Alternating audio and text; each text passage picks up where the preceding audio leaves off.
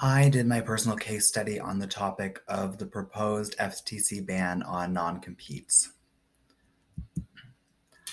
I was privileged to be able to speak remotely with Sandeep Vahseen, who is the legal director of Open Markets Institute, the organization responsible for lobbying and submitting the proposal to the FTC. Generally, the proposal is exactly like what it sounds. It bans all non-compete clauses in all employment contracts, covering employees, independent contractors, and all other types of contracted work, including volunteers. To clarify, the FTC only regulates post-employment non-competes. This ban does not regulate moonlighting, which refers to an employee taking up an additional job along with their regular job.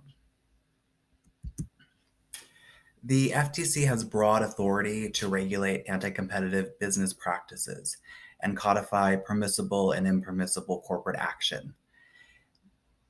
The proposed ban is a pro-worker policy that has bipartisan support. The timing for this proposal was ripe because President Biden's day one agenda included returning the FTC's broad statutory authority. Biden's plan was laid out on July 9th, 2021, in the executive order on promoting competition in the American economy. Around that same time, in summer of 21, Biden appointed Lena Khan to oversee the new agency changes as the new FTC chairperson.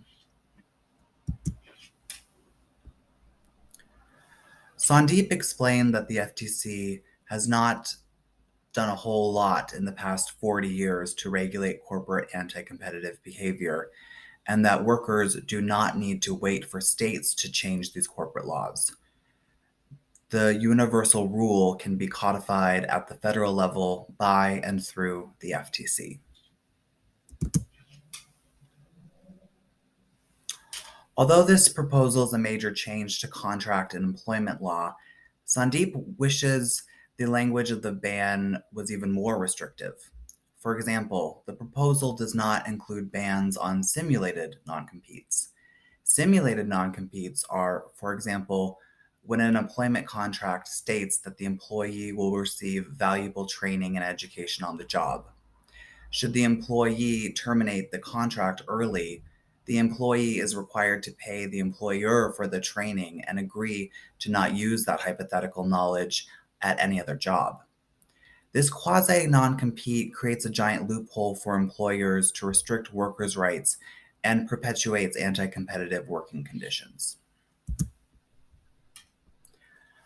Currently, the bill is in the 74-day comment period in which the public can weigh in and bring forth soft input. After the comments are reviewed and replied to, the FTC can then enact the proposal. The FTC has the discretion to input all or none of the public's comments and concerns. It's only required that the public be given the opportunity to be heard. Sandeep expects the proposal to be passed by the FTC by spring of 2024 at the latest. And if you're interested in learning more about the FTC ban on non-competes or general antitrust regulation, check out the Open Markets Institute website to read articles and blogs on the many projects they are working on. Thank you.